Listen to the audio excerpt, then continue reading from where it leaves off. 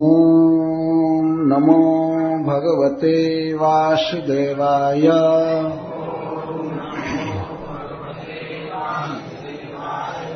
अथ गोपैः परिवृतो भगवान् देवकीसुतः वृन्दावनाद्गतो दूरम् चारयन् गाः सहाग्रजः। निदाघार्कातपे तिग्मे छायाभिः स्वाभिरात्मनः आतपत्रायितान् वीक्ष्य द्रुमाणाः व्रजौकशः। हे स्तोक कृष्ण हे अंशो श्रीदामन सुबलार्जुन विशाल वृषभौजस्वी देवप्रस्थ बरूथप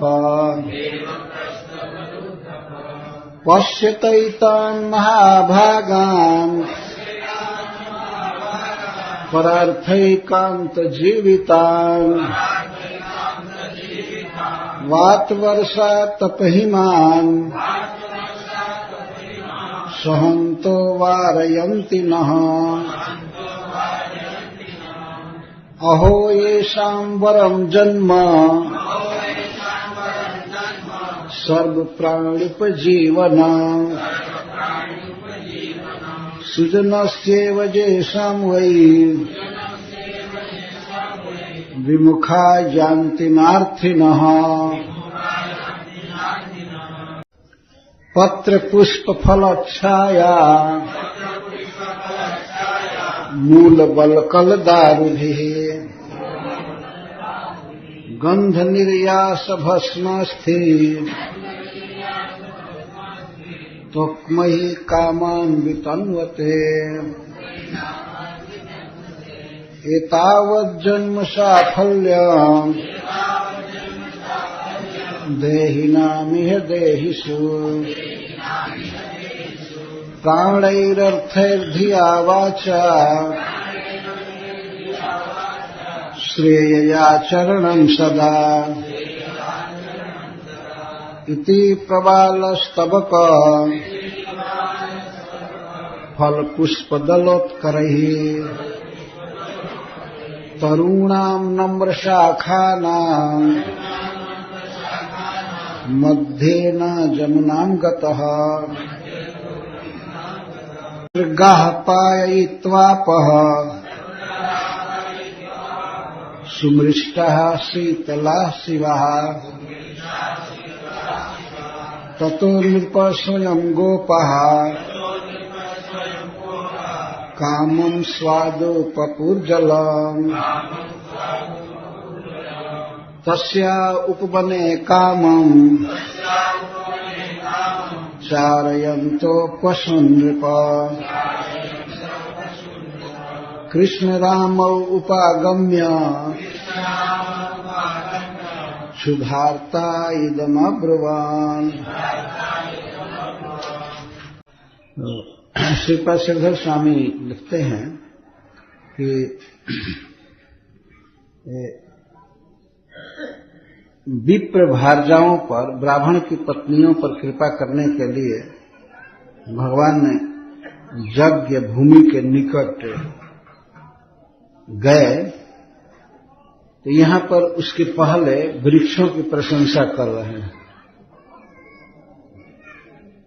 तो भगवान ये दिखाना चाहते हैं ब्राह्मणों की कठोरता को, जो भात मांगने पर भी नहीं दिए, तो उन ब्राह्मणों से ये वृक्ष अक्षय है, इस अभिप्राय से पहले वृक्षों की प्रशंसा करते हैं।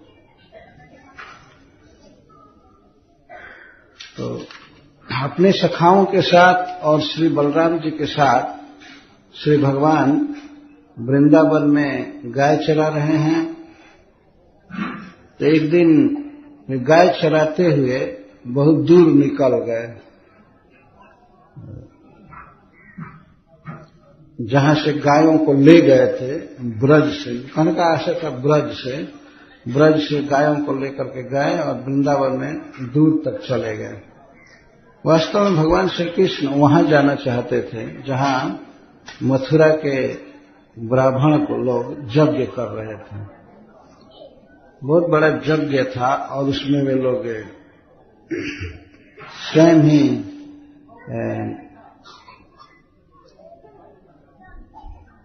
सारी सामग्री इकट्ठा करके और यज्ञ कर रहे थे।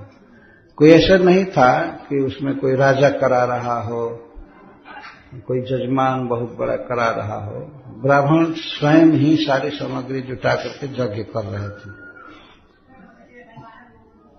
वे ब्राह्मण वेदों के परम विद्वान थे, ब्रह्मवादी थे, परंतु भगवान श्री कृष्ण के वे भक्त नहीं थे।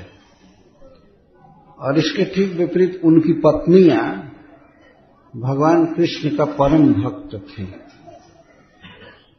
यह आगे के प्रसंग से पूरा हो जाएगा तो पता चलेगा।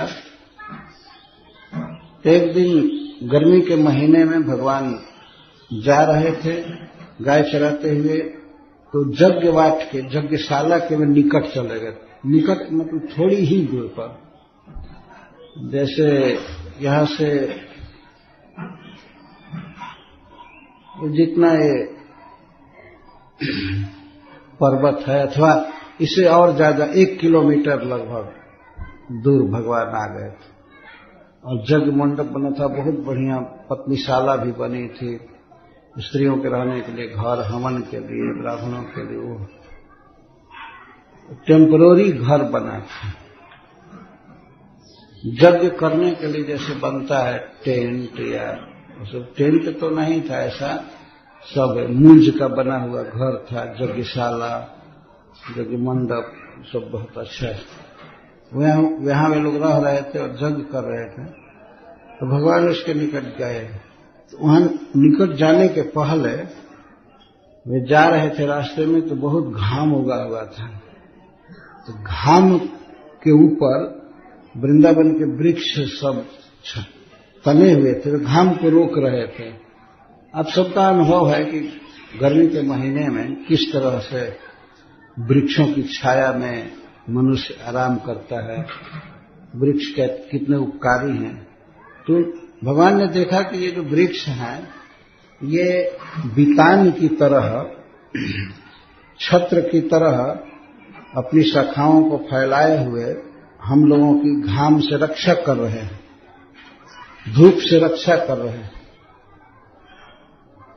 ये पहले जैसे बोलता था माइक, फिर घाम घाम करने लगा ना, कुछ न कुछ गड़बड़ हुआ है।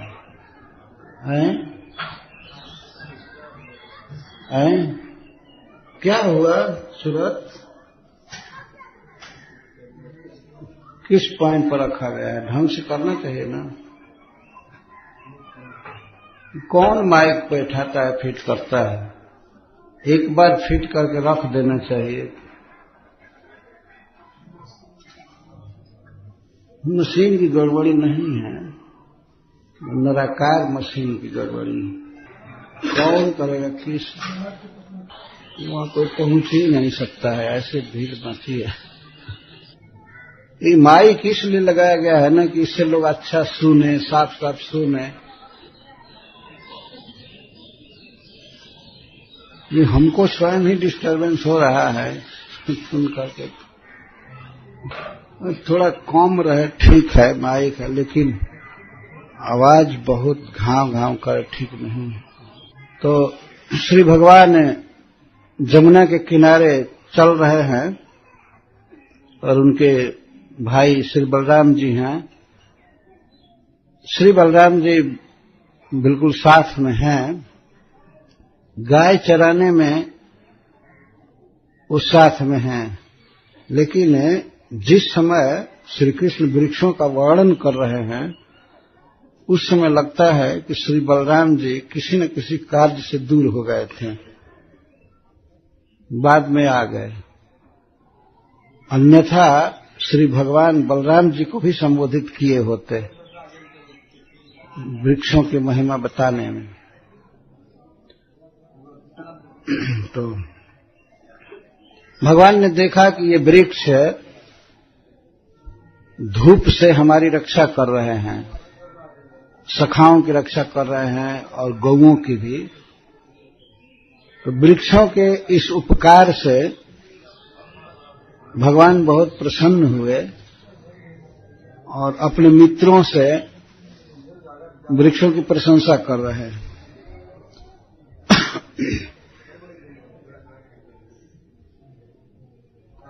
श्रीधर स्वामी जी कहते हैं कि वृक्षों की प्रशंसा के पीछे भगवान का अभिप्राय था ब्राह्मणों की कठोरता बताना।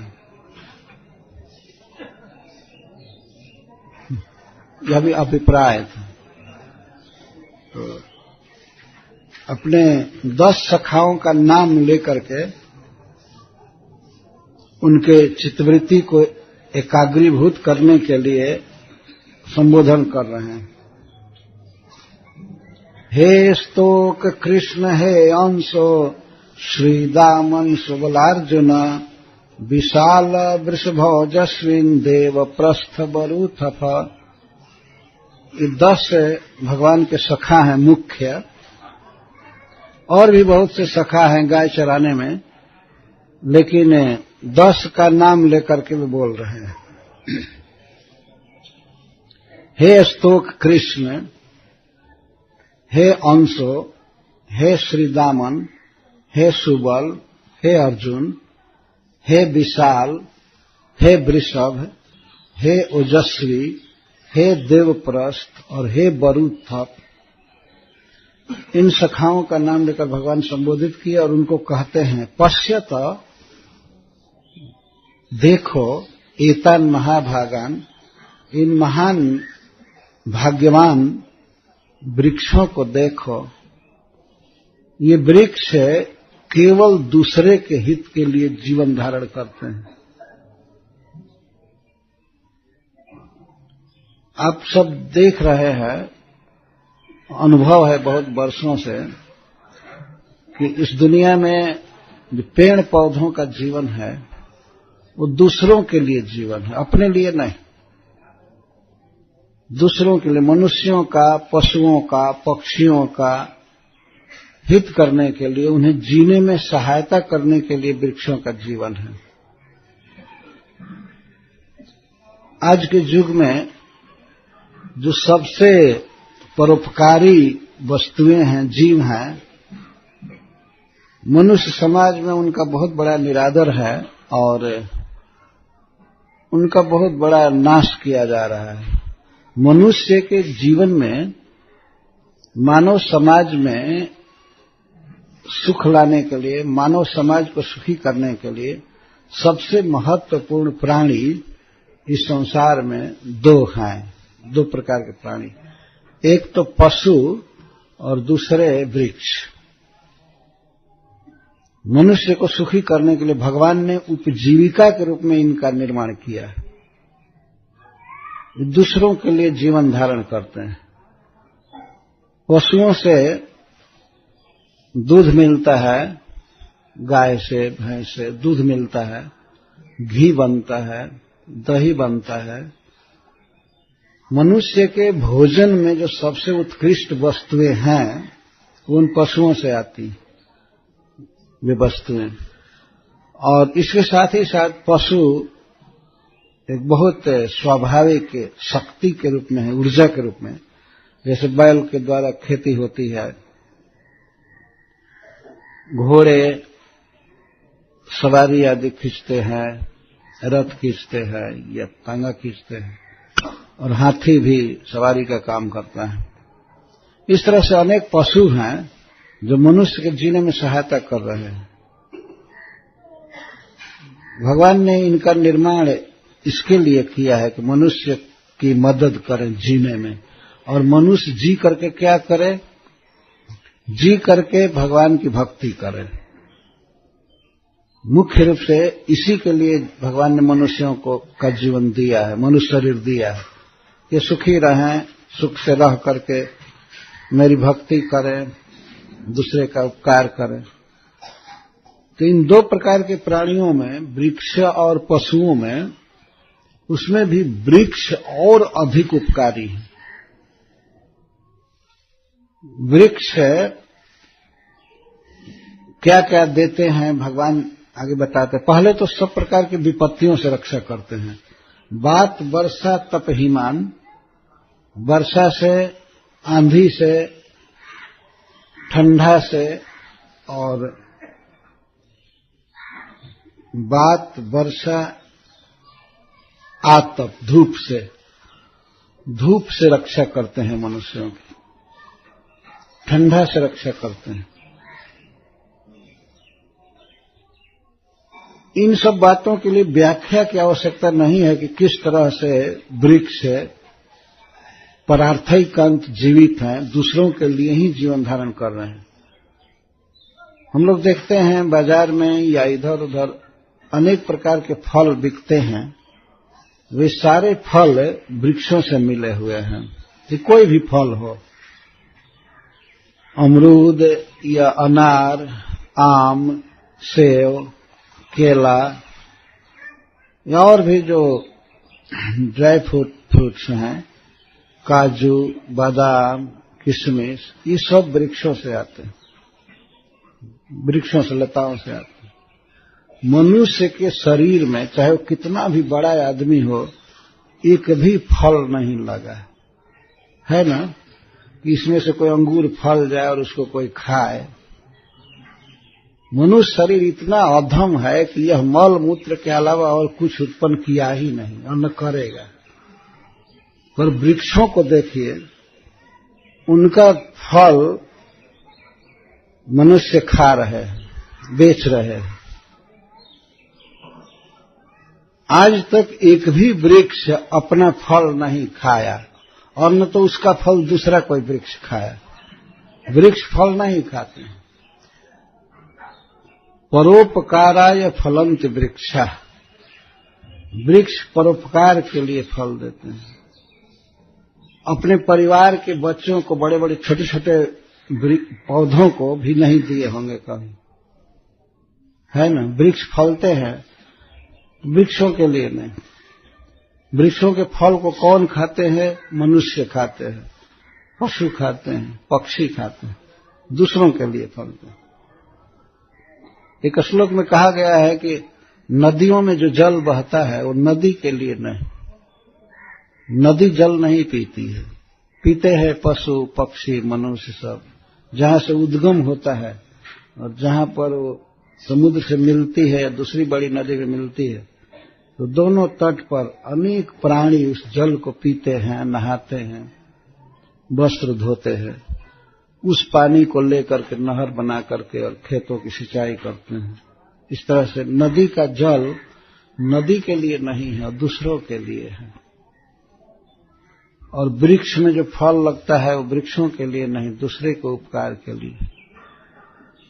गौएं जो दूही जाती हैं दूसरों के लिए, गौएं दूध देती हैं घास पात खा करके, और दूध देती हैं, दही बनता है, घी बनता है। किसके लिए? मनुष्य के लिए, मानव समाज के हित के लिए दूध दे रही। तो इसको कहते हैं उपजीविका, उपजीव्य। एक तो जीवन है सांस लेना मनुष्य का या किसी प्राणी का, सांस लेना, वो जी रहा है, तो इसको जीवन कहते हैं। और उसके जीवन में जो भी सहायक चीजें हैं उसको उपजीव्य कहते हैं, उपजीविका। तो भगवान श्री कृष्ण यहां पर कहते हैं परार्थैकांत जीविता, परार्थ एकांत जीविता, दूसरे का उपकार, दूसरे के लिए ही वृक्ष जीते हैं। एकांत जीविता मतलब केवल इनका जो जीवन है केवल परार्थ है, दूसरों के लिए है। अतः देखो, अपने पार्षदों से, अपने भक्तों से भगवान वृक्षों को के दर्शन की बात कर रहे हैं, और पश्चाताप पर यह भी कह रहे हैं कि जरा विचार करो ये कितने महान भाग्यशाली हैं। तो इस संसार में भाग्यवान वही है जो दूसरे का उपकार करता है। और अपना भोजन चला लिया, खा पी लिया, जी लिया तो भाग्यवान नहीं है। आज के युग में आदमी समझता है कि हम बहुत धन कमा लिए या खेत अर्जित कर लिए, बड़े आदमी हो गए, मंत्री बन गए तो हम भाग्यवान हैं। भगवान इसको भाग्यवान नहीं कह रहे हैं। भगवान कहते हैं भाग्यवान वो है जिसका धन, जिसका शरीर, जिसका ज्ञान दूसरों के काम में आ रहा है, दूसरे का उपकार कर रहा है, वो भाग्यवान। अभी लोग शब्दों का प्रयोग करते हैं कई कई माने में, वो लक्की आदमी है, वो लक्की आदमी, कुछ नहीं, वो बदकिस्मत है वास्तव में। यदि वो दूसरे का उपकार नहीं कर रहा है तो उसका भाग्य फूटा हुआ है, और भगवान जानते हैं कि उसकी गति क्या होगी। भगवान स्वयं बोल रहे हैं, पश्यतैतान महाभागान। कभी मनुष्य की प्रशंसा भगवान ने इस तरह से नहीं किया जैसे वे वृक्षों की कर रहे हैं। और इसी 10वें स्कंध में 2 बार भगवान ने वृक्षों की प्रशंसा की, 2 बार। पश्य एतान महाभागान, एतान वृक्षान न कह करके सीधे कहते हैं इन महाभाग्यवानों को देखो, परार्थैकांत जीवितम, दूसरों के हित के लिए ही जो जी रहे हैं, उपकार करने के लिए जी रहे हैं। स्वयं वर्षा सहते हैं, धूप सहते हैं, ठंडा सहते हैं, आंधी सहते हैं, और वारयंती न, और हम मनुष्यों की रक्षा करते, बचाते हैं। गर्मी के दिन में वृक्ष स्वयं सूर्य की धूप सहते हैं, घाम सहते हैं, लेकिन अपनी छाया में आने वाले को शीतलता देते हैं। स्वयं धूप सह रहे हैं। कभी कोई वृक्ष ये मांगने नहीं गया कि हमारे ऊपर छत्ता ओढ़ाओ या हमको पानी दो। वृक्ष खड़ा खड़ा सूख जाता है, मर जाता है, लेकिन कभी किसी से पानी मांगने नहीं जाता। सूखा या मरे तब वो पानी ना मांगो। चैतन्य चरितामृत में चैतन्य महाप्रभु कहते हैं, सूख करके मर जाता है लेकिन कभी किसी से पानी मांगने नहीं गया वृक्ष, और हमेशा दूसरों को फल फूल आदि देता रहता है। तो इसीलिए ये भगवान के प्रशंसा के पात्र है। भगवान श्री कृष्ण वृक्षों की प्रशंसा कर रहे हैं। इस पर हरिश्वरी जी एक बात कहे हैं कि जब एक एक चीज का दान करने पर कर्ण, बलि महाराज आदि ये सब बड़े बड़े कवियों के सद्वाक्य के द्वारा वर्ण मान महात्म्य हो गए, तो सब कुछ देने वाले भगवान के द्वारा प्रशंसित क्यों नहीं होंगे। इस पर ये कविता लिखते हैं,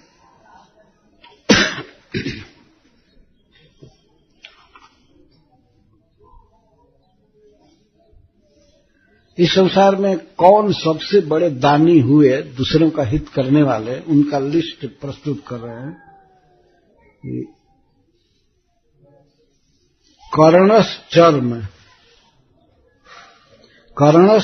शिबि पलम बलि रलम कायम कलेशः कलाम अब्दो जीवन मर्थिनेस्ति सकलम प्रादा दधीचि पुरा जातास्ते भुवि तावतैव कवि सद्भाग्य वर्ण वादान्य कहा सर्वस्वार्पण कारणस्तु तरवस्तयुक्त मिशस्तुता। कर्ण ने चर्म दान दिया, कवच और कुंडल दिया। उसके शरीर का वो अंग था, कुंडल कान में और कवच जन्म के साथ ही प्राप्त हुआ, कवच और कुंडल। तो हरिश्वरी जी कह रहे हैं कर्ण ने शरीर का चर्म दान दिया, त्वचा दान दिया। उनको बहुत बड़ा दानी माना जाता था। उन्होंने चाम दिया, शरीर का ही अंग दिया इंद्र के मांगने पर। कर्णश्चर्म शिबि ही पलम, शिबि महाराज ने मांस दान दिया कबूतर के प्राण की रक्षा के लिए। पलम का अर्थ है मांस। तो कर्ण ने चर्म का दान दिया, शिबि महाराज ने पलम मांस का दान दिया अपने शरीर का, और बलि रलम कायम, और बलि महाराज ने अपना सारा शरीर दान दे दिया। उसमें चाम, मांस, हड्डी जो भी समझिए सब दे दिया भगवान वामन देव को, मतलब आत्मनिवेदन किया, दे दिया। और धन दिया, शरीर दे दिया। और कलेशः कलाधर चंद्रमा अपनी कला का दान दिए। कला का अर्थ होता है अंश, थोड़ा दान दिए। क्षीण होते जाते हैं कृष्ण पक्ष में, इसका मतलब देते हैं। अब्दो जीवनम, और बादल जीवन देता है। जीवन मतलब जल, बादल जल देता है। जामुन जीवन केली परायन, जामुन मतलब जमुना के, और जीवन माने पानी। जमुना के पानी में जो केली परायण है, मानस चंद्र चकोरा। तो बादल पानी देते हैं। अर्थिने अस्थि सकलम प्रादत दधीचि पूरा, और दधीचि मुनि ने ये सब मांगने पर दिए, अर्थियों के लिए दिए। और दधीचि ऋषि ने पूर्व काल में हड्डी दान दिया था, अस्थि दान दिया। तो दधीचि ने अस्थि दिया, कर्ण ने चाम दिया, और शिवी महाराज ने मांस दिया, बलि महाराज ने देह दान दिया, समर्पण किया।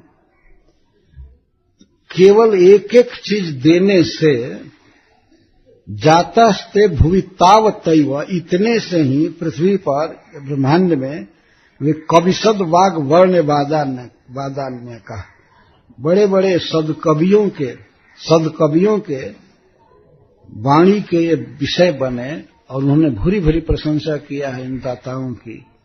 जब एक एक चीज दान देने पर संसार के कवि लोग प्रशंसा किए, इनकी ये प्रशंसा के पात्र हो गए, एक एक चीज देने पर, तो अपना सब कुछ जड़ से और फल फूल तक सब कुछ देने वाले भगवान की प्रशंसा के पात्र हुए। यह बिल्कुल युक्त है, यह बिल्कुल ठीक बात। उनकी प्रशंसा तो दूसरे लोग करते हैं, बड़े बड़े लोग, कवि लोग, लेकिन इनकी वृक्षों की प्रशंसा स्वयं भगवान कर रहे हैं, क्योंकि उन्होंने सर्वस्व दान दिया है। मूल से लेकर आगे ये सब वर्णन आएगा। भगवान को ये बहुत पसंद है। अतिथि सत्कृति तुल्य मिहा परम मम मुदा बहम अस्तिम साधनम। भगवान कहते हैं कि अतिथि के सत्कार के समान मुझे प्रसन्न करने वाला दूसरा कोई साधन नहीं। विसदयनिति व आश्निजाशयम सकृप स्तुत तत्कृति सत्कृति। तो भगवान ने वृक्षों के कर्म की प्रशंसा किया, इसके द्वारा अपना आशय भगवान व्यक्त कर रहे हैं कि अतिथि के सत्कार के समान कृष्ण को प्रसन्न करने वाला कोई दूसरा साधन नहीं।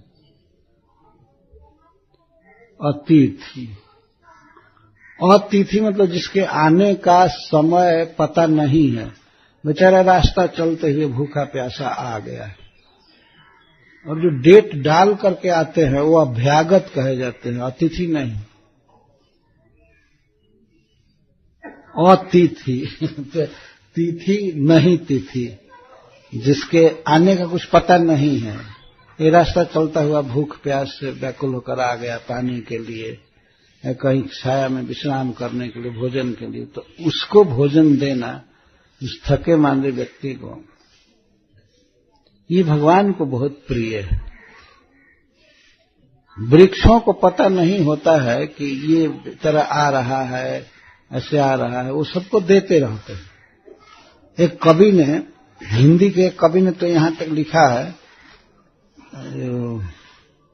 कि मनुष्य की अपेक्षा वृक्ष कितना उदार है। तो एक कविता में लिखता है कि एक बार एक मनुष्य एक वृक्ष के नीचे दोपहर के समय जेठ के महीने में वृक्ष के नीचे आया और आकर के बैठा, इसके बाद लिट करके आराम करने लगा। वृक्ष उसके ऊपर पूरा छाया रखा था, धूप की आड़ किया। तब तक एक कुत्ता आया वृक्ष की छाया में आराम करने के लिए। तो वह आदमी वो आदमी नहीं था, केवल आकार का आदमी था। तो वो उस कुत्ते को देख करके दूर दूर करने लगा, भगाने लगा। नहीं, तुम छाया में नहीं आओ। भगाने लगा कि कुकुर क्यों आएगा छाया में। इस पर कवि ये कहता है कि वह वृक्ष बोला, अरे मनुष्य, तुम मेरी छाया में आराम कर रहे हो, और कुत्ता आया, उसके लिए काफी और भी जगह है, दूसरा जगह है जिस जगह पर वो मेरी छाया में रह सकता है। अगर तुम्हारी छाया में आया होता, तुम अपने देह से आड़ करते, तो यह करना तुम्हारा धर्म था। लेकिन तुम ये नहीं कर रहे हो, तुम दूसरे की छाया में हो, और फिर भी कोई व्यक्ति हांफता हुआ, घाम से व्याकुल होकर के जीभ निकाला हुआ आ रहा है छाया में विश्राम करने, उसको तुम भगा रहे हो। और भी वो कविता लंबी है, तो ये तो मनुष्य की दशा है। देखिए, स्वयं छाया में है दोपहर के समय, कुत्ता बेचारा आकर के आराम करना चाहता है तो उसको हटा रहा है, भगा रहा है, नहीं तुम नहीं आ सकते। तो उस कवि ने बहुत निंदा किया है इस प्रवृत्ति की। अरे इस संसार में कौन ऐसा जन्म लिया है जो यहाँ की संपत्ति को, घर को, देह को लेकर के जाएगा। घर द्वार, देह और शरीर भी यहीं छोड़ करके जाना पड़ता है। तो जब तक है देह या धन है, जब तक शरीर है, तो दूसरे का उपकार करना ही चाहिए, दूसरे का हित करना चाहिए। यही शिक्षा दी जा रही है। भगवान ने अपने भक्तों को, अपने पार्षदों को, सुबल और श्रीदाम आदि को ये शिक्षा नहीं दे रहे हैं। उनके बहाने से समग्र मनुष्यों को शिक्षा दे रहे हैं। इनको भाग्यशाली कहकर देखो, इनका कितना उदार जीवन है, दूसरे का हित करते रहते।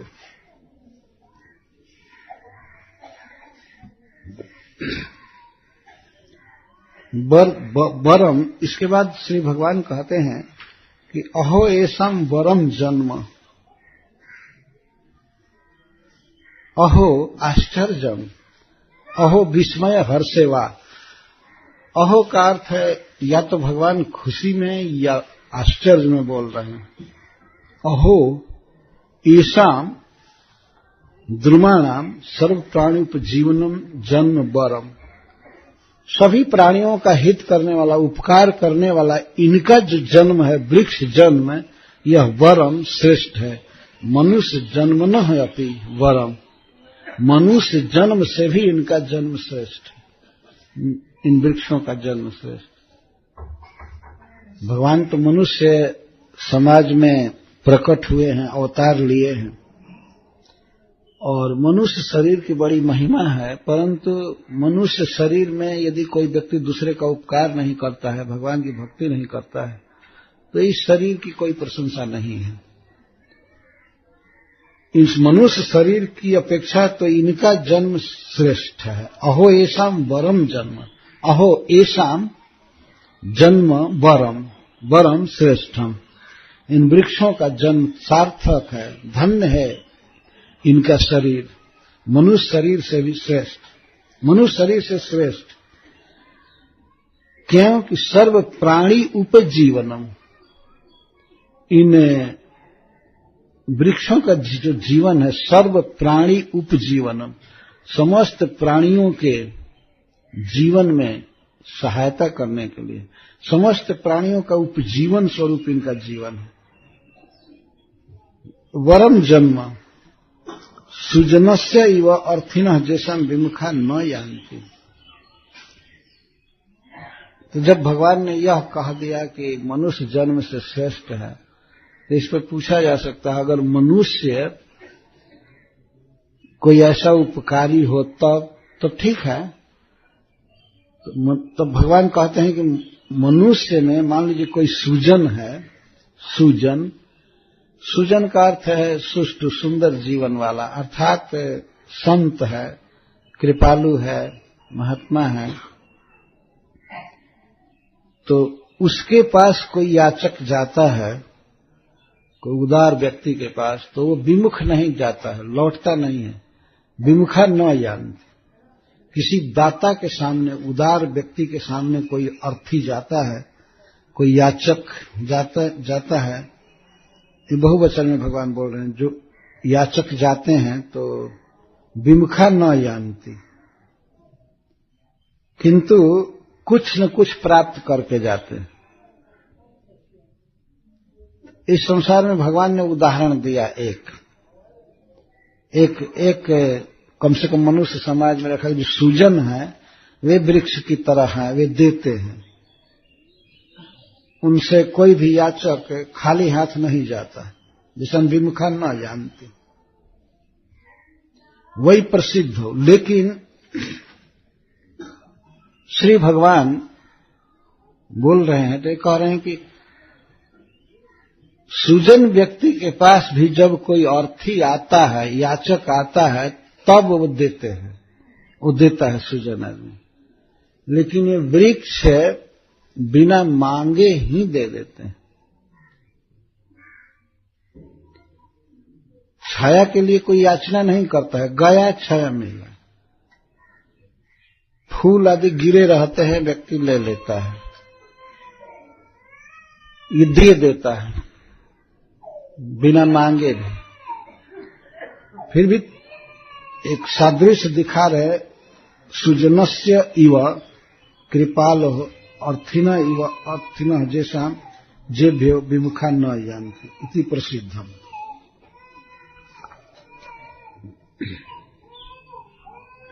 सर्वेषां प्राणिनाम उपजीवनम जीविका जस्मा तत् यद्वा अत्यंता भेद विवक्षया उपजीवनमेव तद्रूपम इत्यर्थ।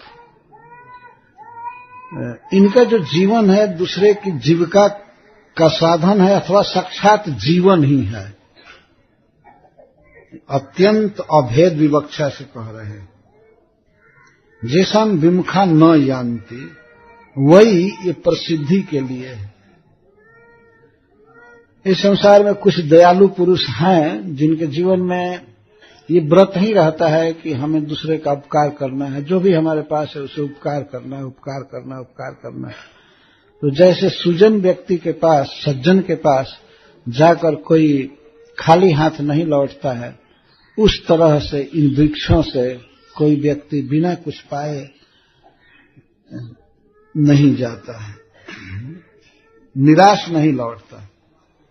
तो केवल धूप, वर्षा, आंधी और ठंडा से हमारी रक्षा ही नहीं करते हैं वृक्ष, बल्कि बहुत वस्तुएं देते हैं। क्या क्या देते हैं इसको भगवान गिना रहे हैं। पत्र पुष्प फल छाया मूल बलकल दारुभि गंध निर्यास भस्मा स्थित तोक्महि कामान वितन्वते। पत्र वृक्ष के शरीर में लगा हुआ प्रत्येक अंग परोपकार के लिए है। तो उसमें सबसे पहले पत्र शब्द रख रहे हैं। पत्र का अर्थ तो पत्ता। वृक्षों के पत्ते काम में आते हैं दूसरे के लिए। हम लोग भी यहाँ भोजन कर रहे हैं तो पत्र पर भोजन कर रहे हैं। किसका पत्ता है? वृक्षों के दो चार पत्ते सजा दिए जाते हैं तो पत्तल हो जाता है। पत्तल में तो पत्रावली पत्तल, पत्ता से बना हुआ पत्ता। क्या किसी आदमी के चाम पर खा सकते हैं? या केस काट करके उसका पत्तल बना दिया जाए, कटोरी कोई खाएगा? बल्कि एकाध केस अगर पड़ा होता है तो उसको निकाल करके आदमी फेंकता है, तो खाता नहीं। इनका जीवन कितना धन्य है। और प्रत्येक वृक्ष का पत्ता, प्रत्येक मतलब जिसका पत्ता बड़ा बड़ा है, तो वो भोजन का साधन बनता है, प्लेट बनता है, उस पर व्यक्ति भोजन करता है, उसमें पानी पीता है, सब्जी खाता है, खीर खाता है, जो भी खाना है खाए। और इसके अलावा वृक्षों के पत्ते घर बनाने के काम में आते हैं। पर्णकुटी कहते हैं, पर्णशाला। जंगल में रहने वाले या जंगल के पास रहने वाले लोग वृक्षों के पत्तों से भी अपने घर छा लेते हैं। पत्र और कई प्रकार से पत्ते काम में आते हैं। सूजन शब्द यहां आया है तो इस पर एक बात याद आ गई। प्रभुपाद जी एक कहावत कहते थे, यदि है सुजन तेतुल पाता 3 जन, यदि है दुर्जन तेतुल पाता 8 जन।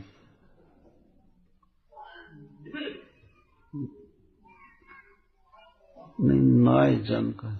यदि है सुजन तेतुल पाता है 3 जन, यदि है दुर्जन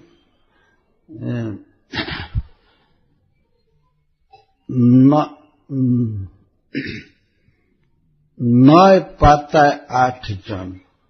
ऐसे तो कहावत का अर्थ है, इसलिए प्रभुपाद जी कहते थे कि यदि सज्जन हैं जो लोग, अगर सज्जन होगा तो तेतुल का अर्थ होता है इमली। अगर सज्जन होंगे तो इमली के एक पत्ते पर 3 आदमी बैठ जाएंगे। ये बंगला में कहावत है। अगर सज्जन होंगे तो इमली के एक पत्ते पर 3 आदमी बैठ जाएंगे, और यदि वे दुर्जन होंगे तो 9 पत्ता पर 8 नहीं बैठ सकते।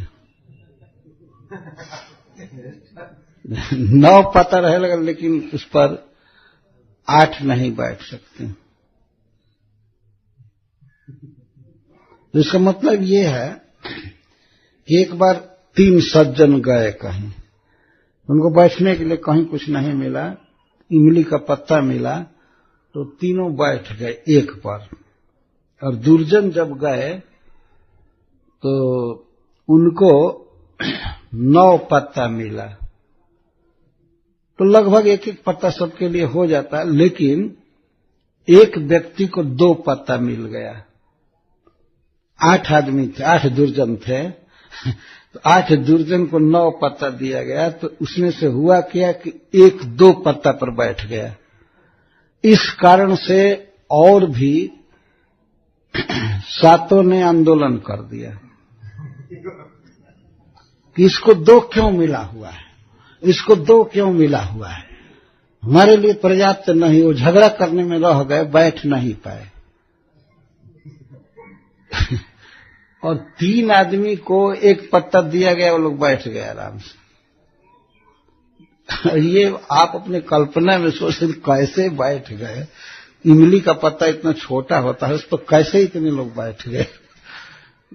आशय ये है कि अगर सज्जन होगा तो थोड़े से जगह में भी काम चला लेगा, कोई बात नहीं, एक दूसरे का आराम देखेगा। और दुर्जन है तो वो केवल यही देखेगा कि उसको तो ज्यादा मिल गया, आसन ज्यादा मिल गया, और कुछ भी मिला एक छोड़ देते तो कम से कम उधर देख रहे हो कि 3 आदमी 1 पत्ता पर बैठे हैं और तुमको 1 पत्ता मिला है रिजर्व। अगर कोई दूसरे पत्ता पर बैठ गया है 2 पत्ता पर, तो इससे हानि क्या है, बैठने दो उसको आराम से। लेकिन वो नहीं बैठेगा, कहेगा नहीं हमारा कम पड़ रहा है, वो क्यों 2 पर बैठा, वो 2 पर क्यों बैठा। सब इसी तरह से दुर्जन रात भर विश्राम नहीं किए, बैठे ही नहीं कि हमको ये भावना में थे कि हमको पर्याप्त सीट नहीं मिला है। इसको दुर्जन कहते। वैसे श्रील प्रभुपाद जी की इस कहावत से ऐसा लगता है कि इमली का पत्ता भी पर्याप्त है एक आदमी के लिए आसन जुटाने के लिए, अगर मन में संतोष है तो ठीक है। जो भगवान ने दिया है कृपा करके हमारे कर्म के अनुसार बस उतने पर ही हमारा अधिकार है और उसी में संतोष करना चाहिए जितना भगवान ने दिया है। तो इस विचार में जो रहता है सुखी रहता है।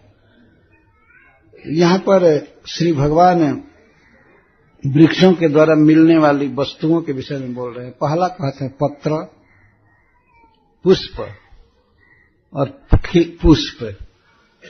पत्र पुष्प, एक पत्ता देते हैं दूसरों के हित के लिए। कितने जीवों को मैं देखता हूं वृक्षों के पत्ता खा करके रहते हैं।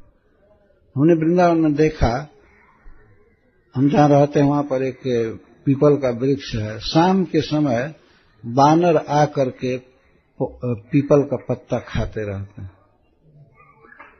उनकी जीविका है। और मनुष्य जो साग बनाता है, तो साग क्या है, किसी न किसी पौधा का पत्ता है, उसको साग बना करके खाते हैं। कई तरह से कई तरह के वृक्ष हैं और उनके पत्ते विविध प्रकार के रोगों की औषधि में भी काम आते हैं। तुलसी पत्र तो प्रसिद्ध ही है। तो पत्र, पुष्प और वृक्ष फूल देते हैं। फूल, जितने भी प्रकार के फूल हैं ये सब वृक्षों से ही आते हैं।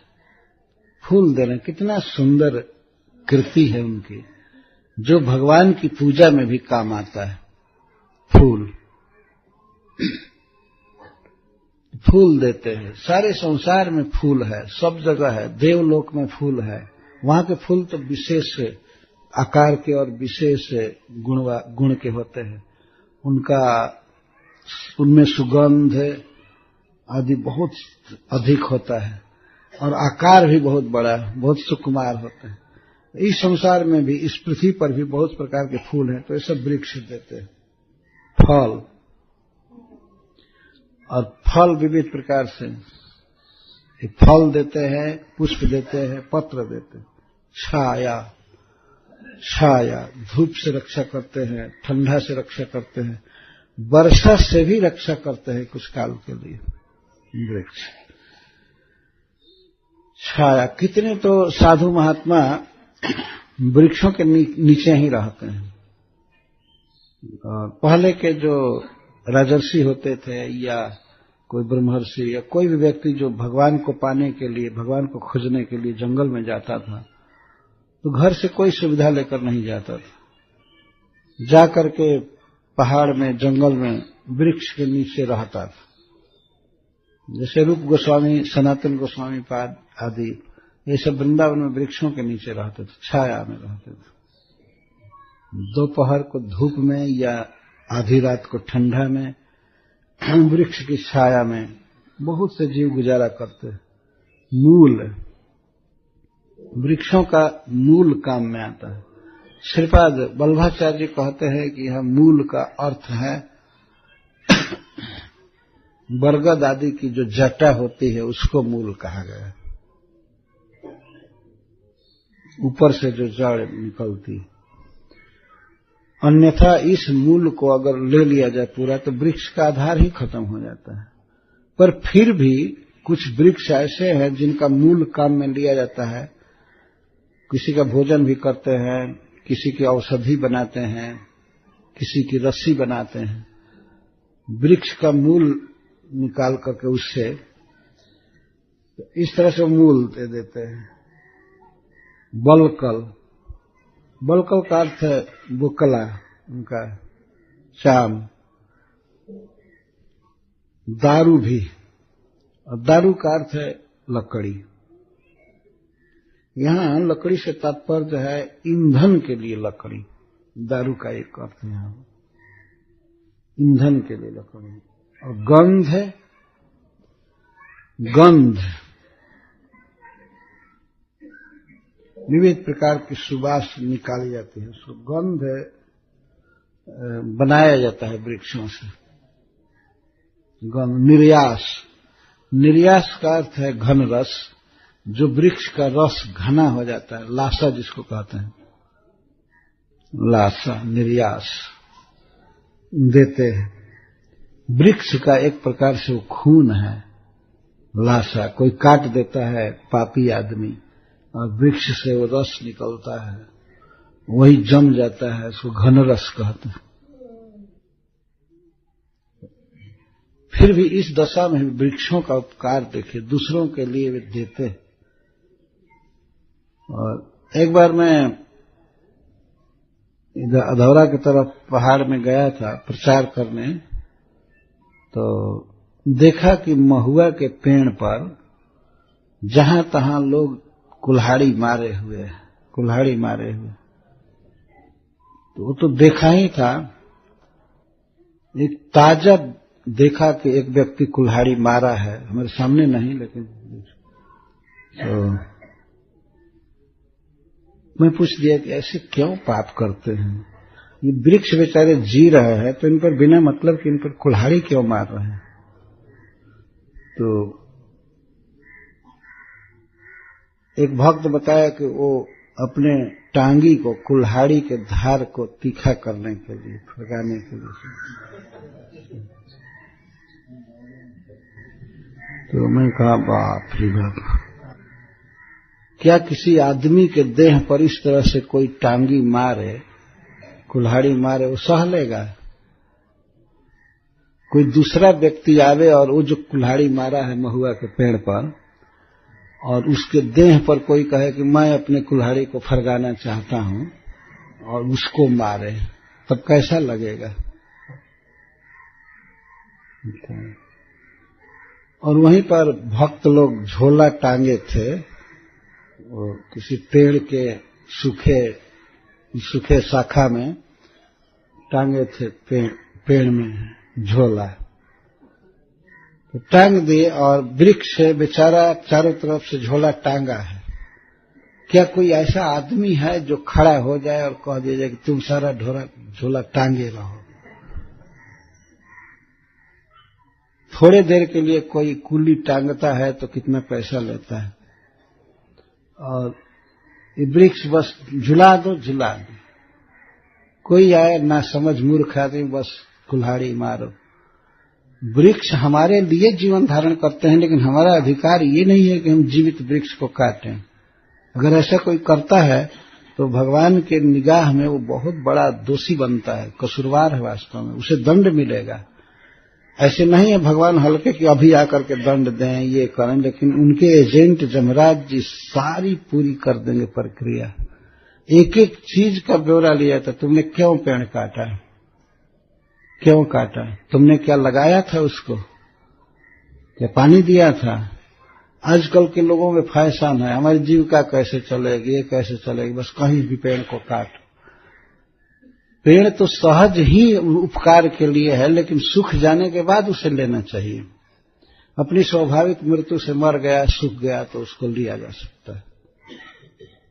फल लेना है, कोई पापी लोग आंवले के पेड़ को सीधा काट देते हैं, शाखा काट देते हैं, आंवला एक बार आंवला तोड़ने के लिए। ये विचार पापी लोग नहीं करते हैं कि आखिर जीवित रहेगा, ठीक से रहेगा तो कितने मनुष्यों का उपकार करेगा, फलेगा फूलेगा। बस हमारा इस बार मतलब समझना चाहिए, यह करना पाप है।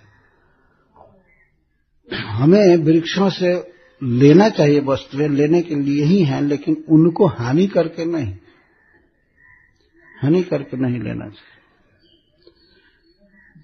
तो इस तरह वृक्ष बलकल देते हैं, दारू लकड़ी देते हैं, गंध निर्यास और निर्यास गोंद और भस्म का अर्थ है राख। वृक्षों से राख प्राप्त किया जाता है, भस्म प्राप्त किया जाता है। कोई भस्म बहुत उपकारी होते हैं, और स्वयं भगवान शिव के शरीर का श्रृंगार है भस्म। तो ऐसे शिव जी तो मुर्दा का भस्म लगाते हैं, वो नकल नहीं करनी चाहिए, उनकी लीला विचित्र है। भगवान शिव मुर्दे की राख लगाते हैं। जो कि मनुष्य को देखना भी नहीं चाहिए, छूने की बात तो दूर रहे। तो उनकी लीला विचित्र है, लोकोत्तर है, परंतु अन्य कई प्रकार से भस्म काम आता है। भस्म बनता ही है वृक्षों से। कई कई औषधियां भस्म के रूप में ली जाती हैं, भस्म बनाई जाती हैं वृक्षों से। कई बार हमने सुना है कि लोग दंतमंजन बनाते हैं दांत धोने के लिए, तो कोई न कोई वृक्ष को जला करके या फल जला करके भस्म बना करके तब मुख धोते हैं। भस्म और अस्थि, वृक्ष की हड्डी। वृक्ष की हड्डी का मतलब है हीर, भीतर का भाग, घर बनाने के काम में और सब काम में आता है, तो अस्थि कहते हैं। सार भाग वृक्ष का भीतर का। बड़े बड़े भवन बनाए जाते हैं। हमने देखा है कि अमेरिका में, इंग्लैंड में प्रायः 95% जो घर हैं, 99 कहिए, वो लकड़ी के ही बने हुए हैं। बहुत पर्याप्त लकड़ी है उस देश में।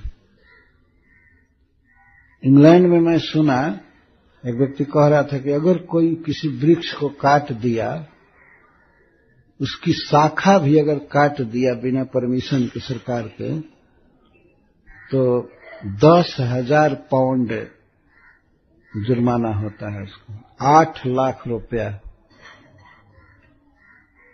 और वहां पता नहीं चलेगा ऐसी बात नहीं है, पता तो लग ही जाएगा। किसी को अधिकार नहीं है कोई किसी वृक्ष को काट दे।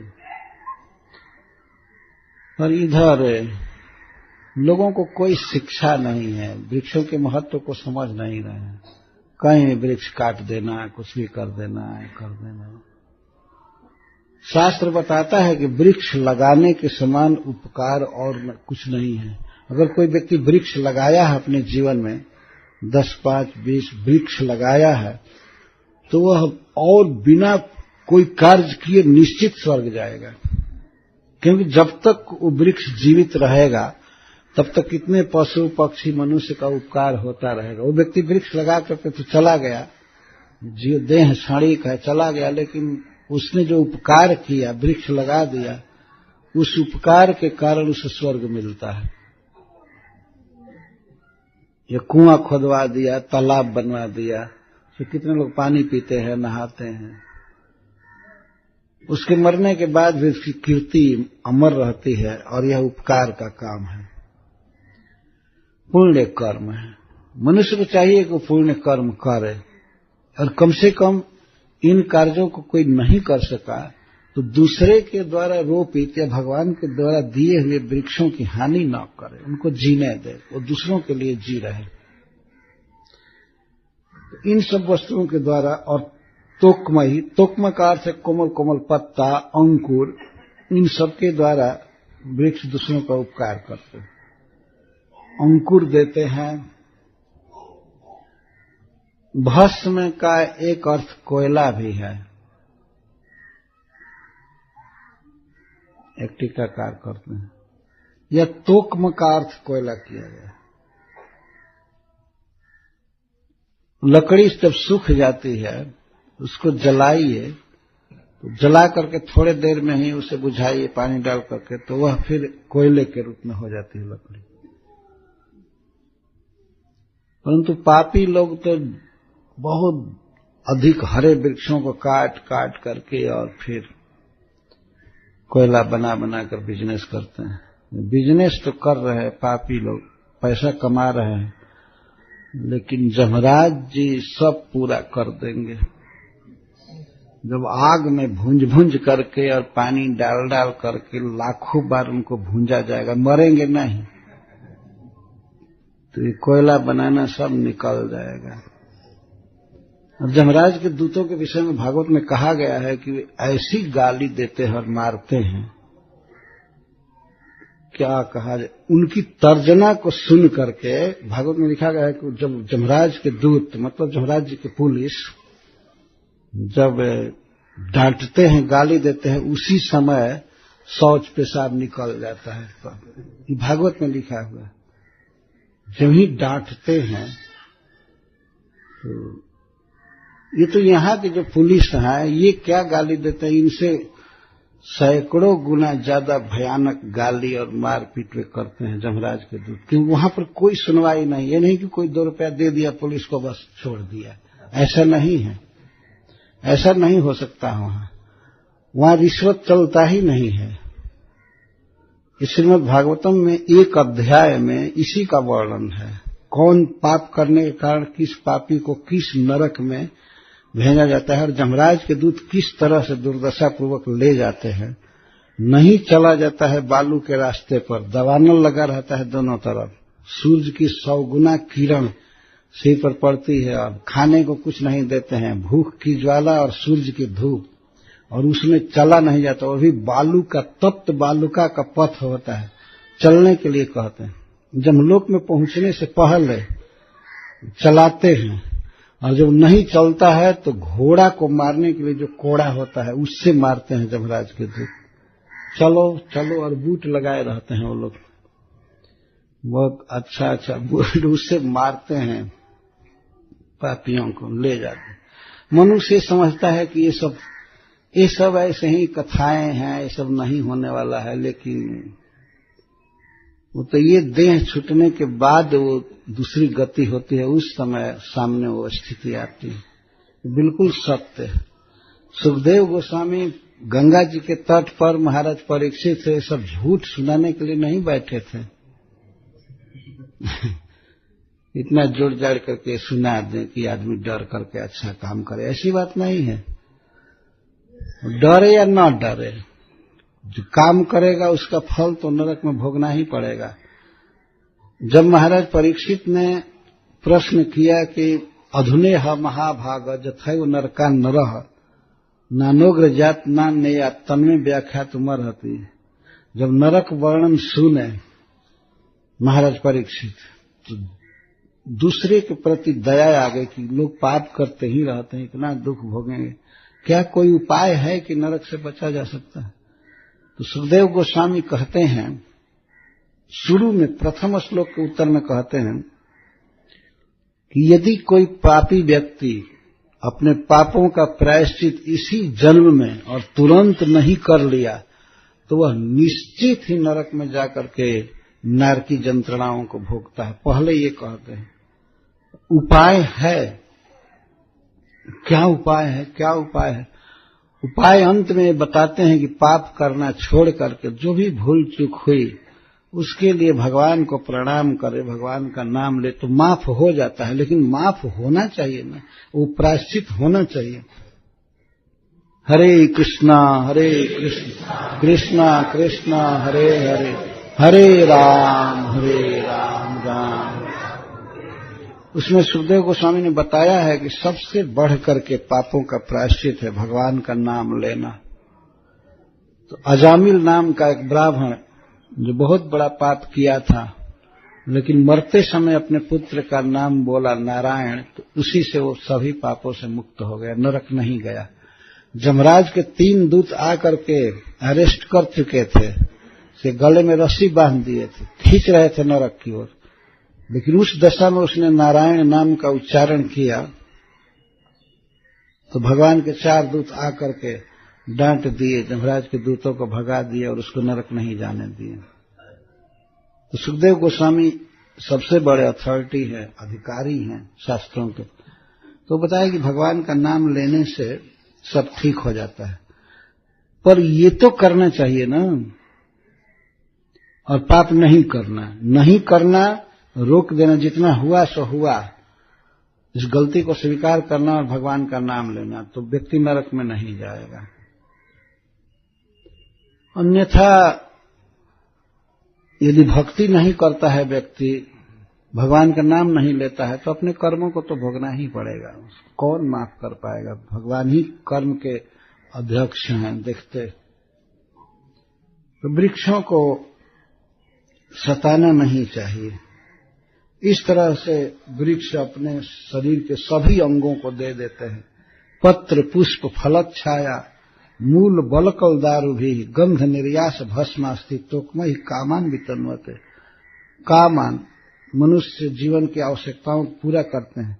और फल आदि तो पक्षियों को देते हैं, पशुओं को भी देते हैं, पत्ता आदि सब कुछ। पक्षी कितने निश्चिंत बैठते हैं वृक्षों पर।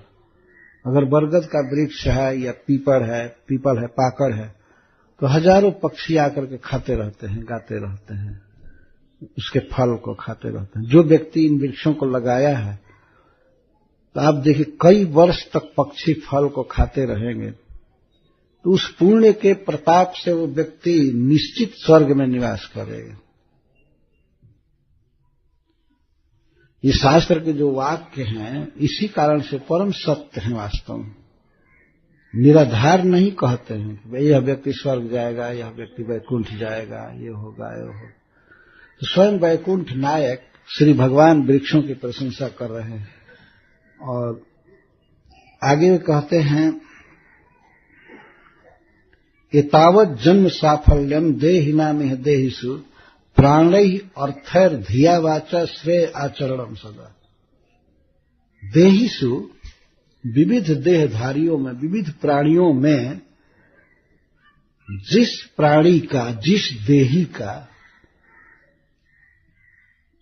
प्राण मतलब शरीर, अर्थ, धन और धी बुद्धि के द्वारा दूसरे का उपकार होता है, उसी का जन्म साफल्य है। एतावत् जन्म साफल्य, बस इतनी ही जन्म की सफलता है। ऐसे तो बहुत से देही हैं, अनंत अनंत देहधारी आत्मा है। देह को जो धारण किया है जीव, उसको देही कहते हैं।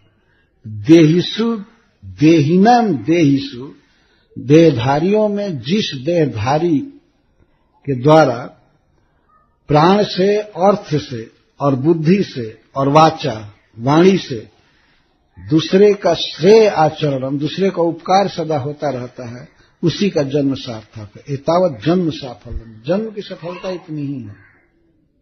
इह लोके देहिनाम प्राणैः अर्थैः धिया वाचा देहिषु सदा श्रेय आचरणम एतावत् जन्म साफल्यम। एक जीव जो देह धारण किया है तो उसको देही कहते हैं। इसके अलावा अन्य सब भी देही है। देह वाले को देही कहते हैं। कोई कोई आत्मा पक्षी के देह में है, कोई वृक्ष के देह में है, कोई कीट के देह में है, पतंग है। 84 लाख प्रकार का देह है। तो विविध आत्माएं भिन्न भिन्न देहों में हैं। तो अगर कदाचित किसी व्यक्ति को मनुष्य देह मिल गया तो सबसे अच्छा है वास्तव में, दूसरे का हित करने के लिए, भगवान की भक्ति करने के लिए। तो देह मिल गया, मनुष्य देह मिल गया, तो मनुष्य देह में जो लोग हैं उनके जन्म की सफलता इसी में है कि अपने प्राण से, प्राण मतलब अपने इंद्रियों से, शरीर से और अर्थ से, धन से और धिया अपने बुद्धि से और अपने वचन से श्रेय आचरणम सदा, श्रेय का आचरण करें। देहिषु श्रेय आचरण, दूसरे प्राणियों का हित करे, उपकार करे, यही जीवन की सफलता है। इस दुनिया को बनाने वाले भगवान चाहते हैं कि मनुष्य सभी प्राणियों का हित करे और वो इससे बहुत प्रसन्न होते हैं, सबका हित। श्रेय आचरणम सदा, श्रेय आचरण क्या है? दूसरों को सुख से जीने दे, जियो और जीने दो। मनुष्य को अधिकार है जीने का, लेकिन दूसरों को मार करके जीने का अधिकार नहीं है। दूसरों को जिलाते हुए, दूसरों को जीने की सुविधा देते हुए जीने का अधिकार है। कैसे जिए, कैसे अब उपकार करें? प्राणै, पहला तो साधन है देह। इस देह को भी प्राण कहते हैं कभी कभी। तो आंख से दूसरे का उपकार करना, हाथ से करना, पैर से करना और विविध इंद्रियों से करना। और प्राणै का एक अर्थ यह भी है कि अगर दूसरे के हित के लिए जीवन दान देना पड़े तो दे देना चाहिए। प्राण त्याग करके भी दूसरे का हित किया जाता है। अर्थ ही अर्थई का अर्थ है अपने पास जो संपत्ति है, घर है, भूमि है और जो कुछ भी वस्तु है उसको अर्थ कहते हैं। तो इनके द्वारा दूसरे का हित होना चाहिए। धिया, धिया माने धी के द्वारा, धी बुद्धि को कहते हैं। बुद्धि से हमेशा प्लान करना चाहिए, हमेशा चिंतन करना चाहिए, कैसे प्राणियों का हित होगा, कैसे ये होगा, योजनाएं बनाना, इसको कार्यान्वित करना, हमेशा विचार में रहना। और वाचा और बोलना, बोली के द्वारा हमेशा दूसरे का उपकार करना चाहिए। ऐसा वचन बोलना कि दूसरे का हित हो, वो सुखी हो, भगवान की भक्ति करे, वो दुख में न पड़े। तो वाचा, प्राण से, धन से, बुद्धि से और वचन से सदा परोपकार करना, एतावत जन्म साफल्य। इस प्रकार भगवान वृक्षों की प्रशंसा कर रहे हैं और धन्यवाद भी दे रहे हैं प्रकारांतर से। इस प्रकार से जब श्री कृष्ण गुजर रहे थे, देख रहे थे ये वृक्ष प्रवाल, स्तबक, फल, पुष्प, दल से उत्कर है, नए नए पत्ते भरे हुए, इसको प्रवाल कहते हैं। स्तबक गुच्छ को कहते हैं, जिसमें फूल भी हो और नए नए पत्ते भी लगे हों, उसको गुच्छ कहते हैं, गुच्छा। प्रवाल, स्तबक, फल, पुष्प, फल और पुष्प, फलों से, पुष्पों से और पत्तों से उत्करही, भरे हुए, इनसे व्याप्त। उत्करही का समूह होता है। प्रवाल, स्तबक, फल, पुष्प, दल आदि से भरे हुए वृक्षों के मध्य से, वृक्ष में फल फूल आदि लगे हुए थे तो वे झुके थे। तरुणा नम्र शाखा नाम, वृक्षों की शाखाएं नम्र थी, झुकी हुई थी, और भगवान उनके मध्य से जमुनाम गतः, जमुना जी के तट पर गए। गर्मी का महीना था, प्यास लगी थी, तो भगवान वृक्षों के बीच से चले जा रहे हैं। भूख भी लगी थी, प्यास भी लगी थी, वृक्षों की प्रशंसा करते हुए जा रहे थे, पर खाए नहीं फल। इस पर हरीश्वर जी कहते हैं कि भगवान जब वृक्षों की प्रशंसा कर रहे थे और भी दान देने की, तो भगवान ने ये सोचा कि कम से कम हम दान नहीं दे रहे हैं तो इनका तो ना खाएं, हम नहीं खाएंगे। शायद यही सोचकर कि वृक्षों से वो खाए नहीं, लिए नहीं, फल नहीं लिए, चले गए जमुना जी के तट पर। वहां जाकर के पानी पिए। तत्र गाह पायित्वाप, वहां जाकर के सबसे पहले भगवान ने गौओं को पानी पिलाया, क्योंकि ये सेवक हैं, गोपाल जी हैं, गौओं का पालन करने वाले, और गौएं इष्ट देवता हैं, तो गौओं को पहले पानी पिलाए। तत्र गाह पायित्वाप, अपह पायित्वा, कैसा जल पिलाए? सुमृष्टा, शीतला, शिवा। जमुना जी का अति स्वच्छ जल पिलाए, इसको सुमृष्ट जल कहते हैं। और शीतला, शीतल, और शिवा, शिवा का अर्थ होता है रोग दूर करने वाला पानी। आरोग्य करत्वेन च मंगल करा, ये पानी का गुण बताया गया जमुना जी। भगवान के लीला काल में इस तरह से पानी था जमुना जी का। उसके बाद भी आज से लगभग 50 वर्ष पहले पानी बिल्कुल निर्मल था जमुना जी का, कल कल। तो सुमृष्टा, शीतला और शिवा, शीतल जल, स्वच्छ जल और आरोग्य कर, रोग हरने वाला जल पिलाए। गौओं को पिला करके, और तब गोपा स्वयं स्वादु जलम कामम पपु, इसके बाद गोप लोग पिए। गौओं को पिला करके गोप पिए, मतलब कृष्णादि गोप जिनमें कृष्ण प्रधान है, ये गोसेवक जन पानी पिए। भगवान श्री कृष्ण अपने सखाओं के साथ पिए।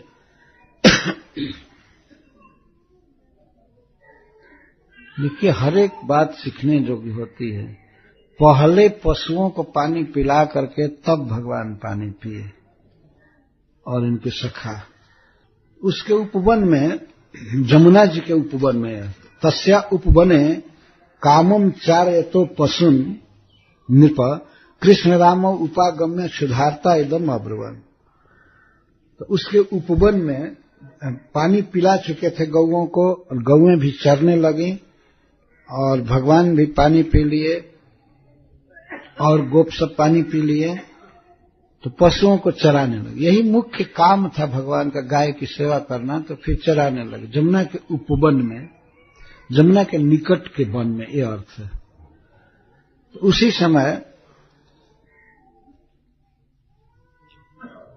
कृष्ण और बलराम के पास आकर के कुछ गोप लोग इस तरह बोले, इदम अब्रुवन। किस हालत में थे गोप लोग? क्षुधार्ता।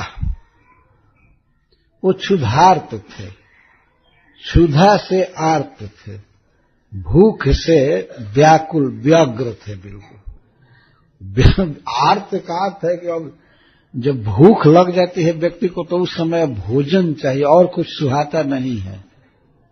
सुखदेव गोस्वामी कहते हैं क्षुधार्त थे।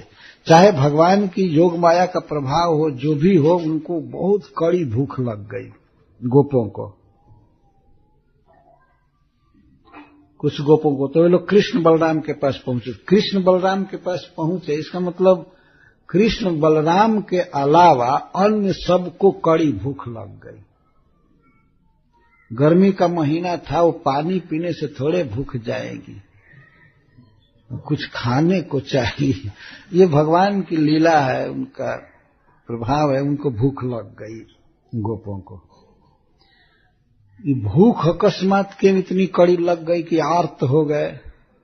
कि भगवान ब्राह्मण पत्नियों पर कृपा करना चाहते थे। ब्राह्मण पत्नियों को बार बार यज्ञ पत्नी कहा गया है, क्योंकि वे ब्राह्मण यज्ञ कर रहे थे। यज्ञ करने से, अब यज्ञ कहिए चाहे ब्राह्मण कहिए, इतना अभेद विवक्षा से उनको यज्ञ पत्नी ही कहा जाता है। यज्ञ पत्नी मतलब यज्ञ कराने वाले ब्राह्मणों की पत्नियां, उन पर कृपा करना चाहते थे श्री कृष्ण। उनसे भात मांगना था, उनसे प्रसाद मांगना था, लेकिन कैसे प्रसाद मांगे, कैसे उनसे इस प्रकार उन पर कृपा करें, वो भगवान का दर्शन करने आवे। तो गोपों में ही, अपने साथियों में ही भूख भर दिया भगवान ने। ये खुद ही मांगेंगे खिलाओ कृष्ण, कोई प्रबंध करो, तो कोई होटल रेस्टोरेंट थोड़े उधर था कि कह दें कि ये पैसा लेकर के जाओ खाओ। तो वो भेजेंगे कि यहाँ ब्राह्मण लोग यज्ञ कर रहे हैं, उनसे जा करके भात मांग लो। भात मांगने के लिए भगवान ने कहा। उन्होंने सोचा कि वे ब्राह्मण हैं, बहुत पकवान आदि तो बने ही होंगे यज्ञ में, लेकिन कुछ यज्ञ की क्रियाएं होंगी, पूजा पाठ अर्पण भगवान को करना है, मतलब विष्णु भगवान को अर्पण करना है। तो इसके लिए हो सकता है लोग उससे मिठाई उठाई न दे, पर यज्ञ में भात पर्याप्त बना दिया जाता है। ये नियम है कि कोई भी व्यक्ति आवे यज्ञ में तो प्रसाद खा करके चला जाए। इसलिए भगवान ने भी गोपों को कहा, बाद में प्रसंग आ रहा है कि जाओ भात मांग लो। पहले तो सुखदेव गोस्वामी कह रहे हैं कि हे राजन, हे महाराज परीक्षित, तस्याः उपवने जमुनायाः समीपे वने कामम पशूनाम इच्छानुसारेण पशुन चारयन्त। पशुओं की जैसी इच्छा थी उसके अनुसार भगवान चरा रहे थे। कामम चारयन्त, ये नहीं कि अपनी इच्छा से कहीं घेर करके रख दिए, घास हो या न हो। पशु की जो इच्छा थी उसके अनुसार चरा रहे थे। पशु अगर इधर जाना चाहते हैं, इधर जाना चाहते हैं, चरना चाहते हैं तो ठीक है, उनके पीछे पीछे चराते हुए। पानी पीने के बाद पशु चरने लगे और भगवान चराने लगे गोपों के साथ। कृष्ण बलराम जब एक साथ खड़े थे, चल रहे थे, तो उसी समय और सब बच्चे आए, गोप जो साथ में गौएं चरा रहे थे, भूख से व्याकुल हो गए, व्यग्र हो गए। श्री पर सनातन गोस्वामी कहते हैं व्यग्र हो गए, एकदम छटपटाने लगे भूख से। और व्यग्र आर्त हो करके, मतलब जो आता था कृष्ण बलराम के पास ओ पेट पकड़ करके फिर बहुत भूख लगी है, बहुत भूख लगी है, ये कहते हुए इस प्रकार बोलने लगे। अतः परिभ्रमणेन क्षुद उद्बोधनया, क्षुद उद्बोधन जामुंजल पाने न। क्यों भूख लग गई? एक तो परिभ्रमण से, बहुत देर तक गाय घेरे थे, चराए थे, उससे भूख लग गई, और दूसरे भूख को बढ़ाने वाले जमुना जल को पी लिए। जमुना जल पीने से भूख को प्रदीप्त कर दिया। बाहर से भगवान एक कारण दिखा रहे थे। तो भूख बढ़ गई तो बुभुक्षया, क्षुधा च बुभुक्षया आर्ता दुखिता व्यग्रा व संत, वे भूख से व्याकुल हो गए, व्यग्र हो गए। व्यग्र का अर्थ एक अग्र न होना, मतलब इधर उधर कुछ पेट पकड़ना, हाहाकार करना, जो व्यग्र हो गए। यद्यपि तया तत्र तो श्री भगवत तेषाम आर्तता न संभवेत। श्रीपद श्रीधर स्वामी जी कहते हैं कि वे वहां थे और जमुना जी का पानी भी पिए थे और श्री कृष्ण बलराम साथ में थे, तो वहां पर इस प्रकार की आर्तता संभव नहीं है, भगवान के पास अकस्मात भूख लग जाए। तथापि ओदन पाचनादि द्वारा, ओदन याचनादि द्वारा यज्ञ पत्नी अनुग्रहाय श्री भगवता एवं तथा आचरितम इति ज्ञेयम्। तो यज्ञ पत्नियों से प्रसाद मांगने के लिए भगवान ने ही ऐसी लीला कर दिया कि गोपों को भूख लग गई। ये भगवान की ही व्यवस्था थी। ऐसा नहीं था कि अकस्मात भूख लग जाए, ऐसे अकस्मात तो लगी थी, लेकिन अकस्मात न पता चले तो उसको अकस्मात कहते हैं। पर टीका में बात लिखी जा रही है कि कृष्ण कारण थे, कृष्ण जगपतियों पर कृपा करने के लिए गोपों में भूख बढ़ा दी। चूंकि ये भगवान हैं, सब कुछ कर सकते हैं। तत्वतस्तु श्री भगवत एवं काले क्षुधा अनुमाय तद्भोगार्थम व्याजेन तैरे। अथवा वस्तुतः सत्य बात यह है कि श्री भगवान के भूख का अनुमान करके ये बच्चे जो सदा ही कृष्ण सुखी रहते हैं, कृष्ण के सुख में ही सुख मानते हैं, तो जब कृष्ण का मुख थोड़ा सा मुरझाए हुए देखे, भूख देखे, तो ये लोग स्वयं ही नाटक करने लगे कि हमको बड़ी भूख लगी है, बड़ी भूख लगी है। ऐसा जब कहेंगे तब श्री कृष्ण भोजन का प्रबंध करेंगे, नहीं तो अपने खाने के लिए नहीं करेंगे। तो यह बच्चों का एक नाटक था। श्री कृष्ण को जब भी वे खिलाना चाहते थे तो अपने भूख का बहाना करते थे, हमको भूख लगी है, हमको ये लगी है, हमको ये लगी है। सत्य बात यह है। तो श्री कृष्ण को खिलाने के लिए ये लोग इस व्याज से कृष्ण के पास आए। बलराम जी वहां थे, तो मुख्य रूप से कृष्ण से ही कह रहे हैं, इसलिए कृष्ण रामो शब्द का प्रयोग किया गया। राम जी उसमें गौण है, मतलब बलराम जी गौण है, अप्रधान, प्रधान कृष्ण है। अतः कृष्ण रामो उपागम्य उप समीपे आगत्य अदूरोक्त लज्जापत्ते,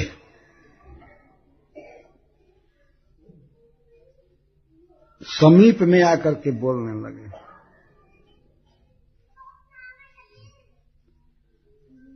अदूरोक्त लज्जापत्ते, दूर से नहीं कहे, निकट से कहे, जो भी है। किंवा वक्ष्यमाण अर्थस्य गौरवाय इदम वक्ष्यमाणम अत्र मध्ये अध्यायापातः वक्ष्यमाण लीला विशेष स्मृत्या पूर्वक क्षणम श्री बादरायणे स्तब्धतया तत्कथा विच्छेद। तो इसी श्लोक पर अध्याय क्यों बंद कर दिया सुखदेव गोस्वामी ने?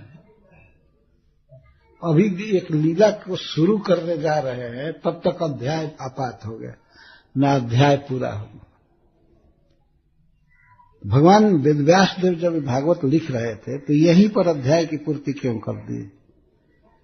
बच्चे आ करके भूख से व्याकुल होकर के आ करके ईदम अब्रुवन यह बोले, और यही अध्याय बंद हो गया। तो श्रील सनातन गोस्वामी पाद जी कहते हैं कि सुखदेव गोस्वामी जब इस लीला को कहने जा रहे थे, याद कर रहे थे कि बच्चों ने आकर इस तरह से कहा, तो यज्ञ पत्नियों के विशेष प्रेम का स्मरण आ गया सुखदेव गोस्वामी को। तो कुछ देर के लिए वे स्तंभित हो गए, कुछ बोल नहीं सके, इसलिए अध्याय बंद कर दिए। लिखने वाले तो भगवान वेदव्यास देव हैं, और जो बीच में गायब कर दिया सुखदेव गोस्वामी ने, तो उन्होंने अध्याय डाल दिया। इति श्रीमद् भागवते 10वें स्कंधे, ऐसे उन्होंने लिख दिया है। जद्वा तस् सुगोप्यम तस् सुगोप्यता बोधनाय क्षणम मौना, अथवा श्री सुखदेव गोस्वामी इस कथा की गोप्यता को बोधित करने के लिए थोड़ा देर मौन हो गए, रुक गए, अतः अध्याय पाठ हुआ। एवं अन्यत्र अपि उह्यम, अन्यत्र भी यही समझ लेना चाहिए। हे नृप इति वक्ष्यमाण आश्चर्य लीला श्रवणेन अत्यंतावधानार्थम, आगे जो लीला हम कहेंगे उसको बहुत सावधानी से सुनना है। उस अवधानता के लिए नृप संबोधन कर रहे हैं कि राजन बहुत सावधानी से सुनिए उस कथा को। जद्वा शब्देव बारंबारम संबोधन से कारणम इति श्लोक पूर्वम विवृतम, यह राजा को बार बार जो संबोधित कर रहे हैं, इसके पहले ये विस्तार इसका हो चुका है। क्रम संदर्भ में श्री जीव गोस्वामी कहते हैं सुमृष्टा अति स्वच्छा स्वादु, सुमृष्टा का अर्थ करते हैं स्वादु, और पशु संघ ही, पशुओं के समुदाय से जमुना जी का जल क्षुभित हो गया था उनका खुर पड़ने से और सबसे, लेकिन फिर भी उसका स्वाद नहीं गया। स्वाद में जमुना जल पूर्ण अमृत जैसा है, इसीलिए कामम यथेष्टम पपु, इच्छा भर पानी पिए गोप, सब गौएं भी पानी पिए और गोप ही सब पानी पिए। क्षुधार्ता होकर के आए कृष्ण रामय और अपि क्षुद अनुमाने न विशेषार्थी गया, कृष्ण बलराम के भूख का अनुमान करके गोपों में विशेष आरती उत्पन्न हो गई, ये समझना चाहिए। निज तद उल्लेख तत्प्रेम घटित गया,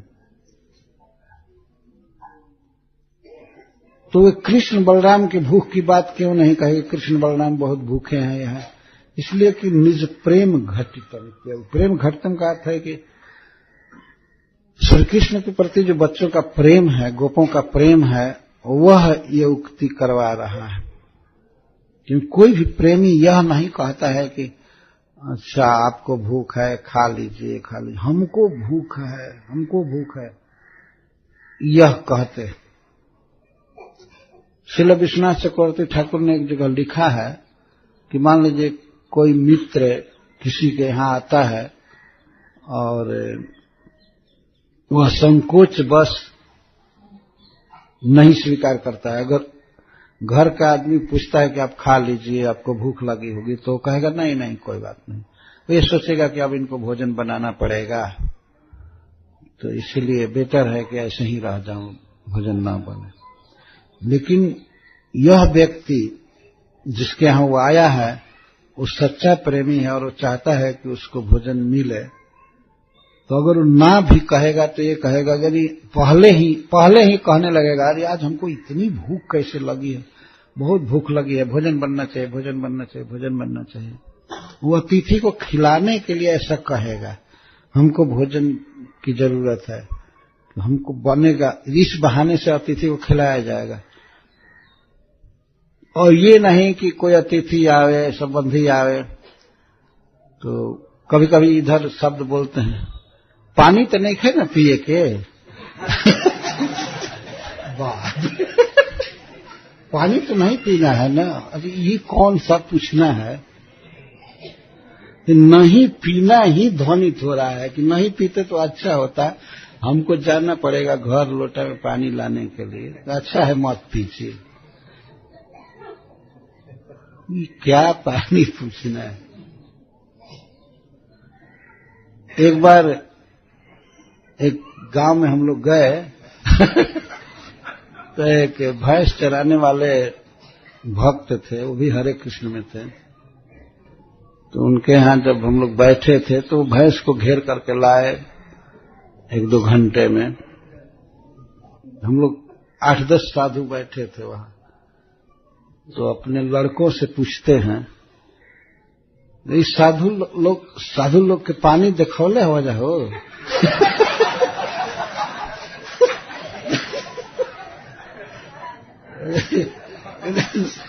साधुओं को पानी दिखाए, क्योंकि पशु बेचारे मांग नहीं सकते हैं, तो पानी उनको दिखाना पड़ता है। दिखाते हैं तब वो साधुओं को पानी दिखाए तो हम लोगों को हंसी छूटने लगी। अच्छा, बस दिखाना था कि पीना चालू करे।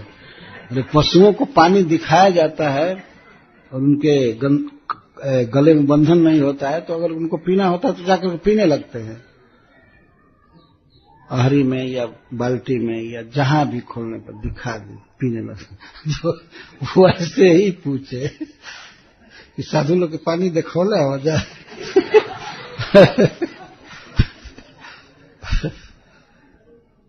तो इस तरह से अतिथि से, संबंधी से नहीं पूछा जाता। अगर सच्चा प्रेम है उससे तो अपने ही लिए कहा जाता है कि बहुत भूख लगी है, भोजन बनना चाहिए, उसको खिलाने के लिए।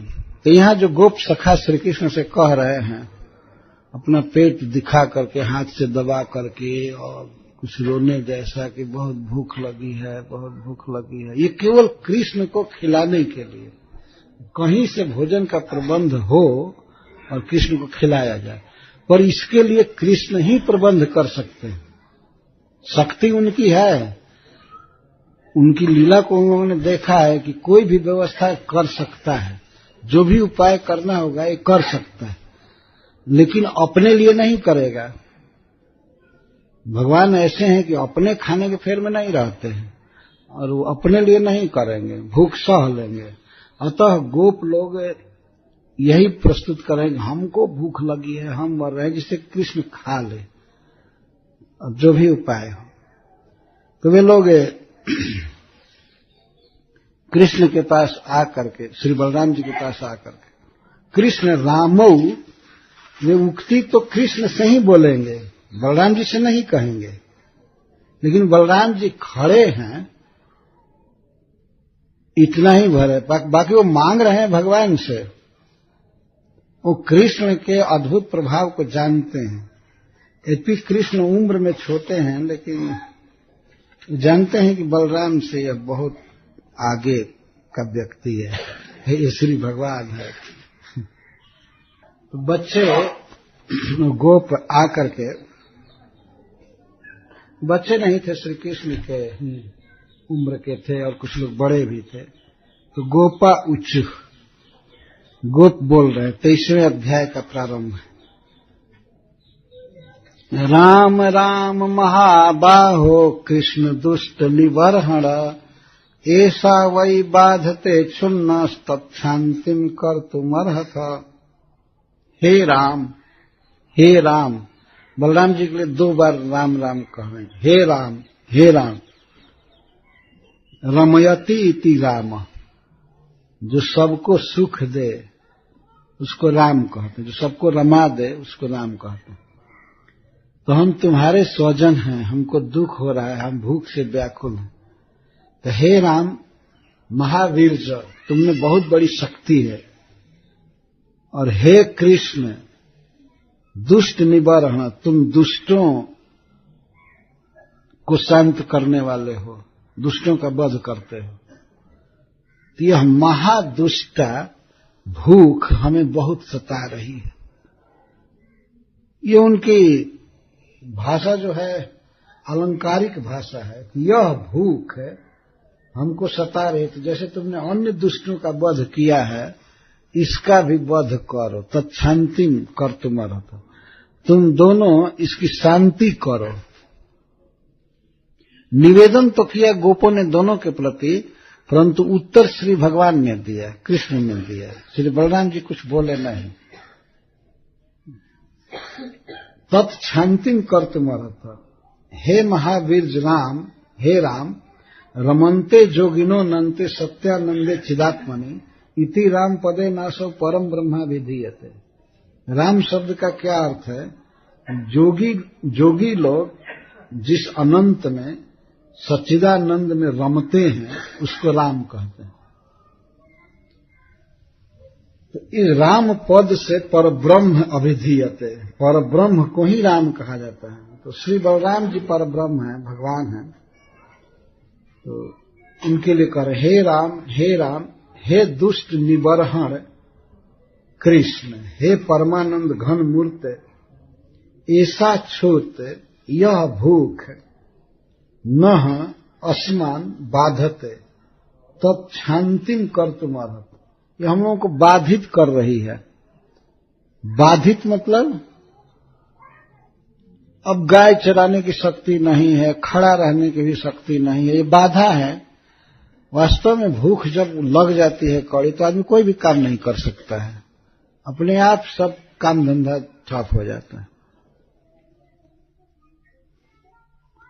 इसीलिए इसको शत्रु के रूप में कहना। भूख एक शत्रु है।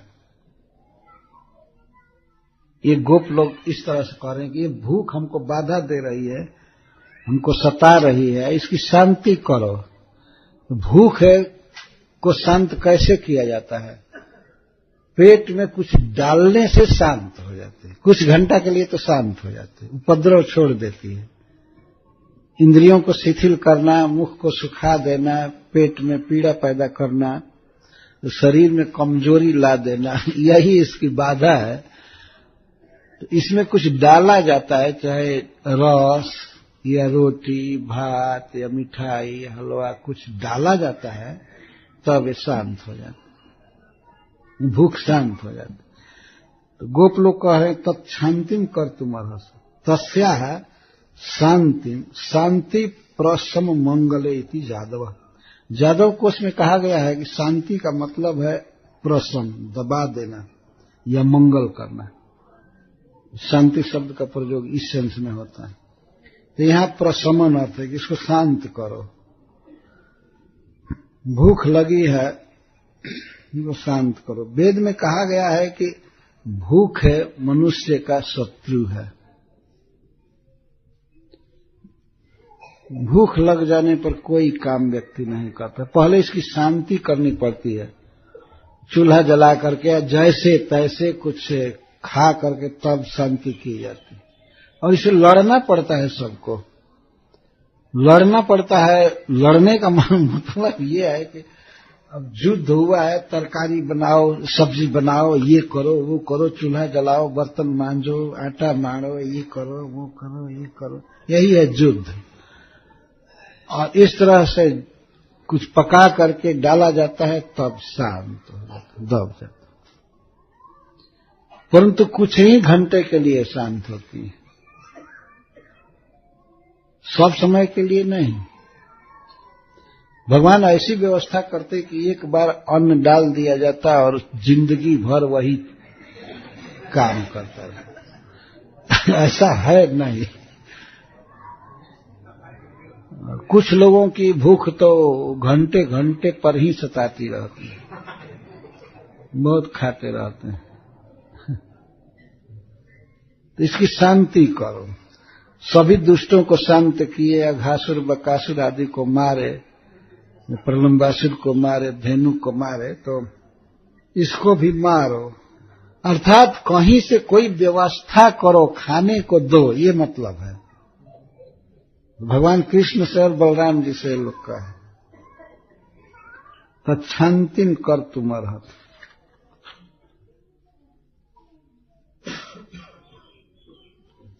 जब इस प्रकार से गोपों ने भगवान से निवेदन किया तो सुखदेव जी कहते हैं कि भक्ताया विप्रभार्जा, विप्रभार्जा अपनी भक्ता पर जाति के लिए एक वचन का प्रयोग कर रहे हैं, अर्थात यज्ञ पत्नियों पर अनुग्रह करने के लिए, उन पर कृपा करने के लिए, उनकी भक्ति से प्रसन्न भगवान उन पर कृपा करने के लिए गोपों से बोले। जब उन्होंने कहा, छटपटा कर कहा कि शांत करो, तो भगवान ने कहा कि यहां से जाओ देव यजनम, जहां देवता की पूजा होती है, यहां से थोड़ी दूर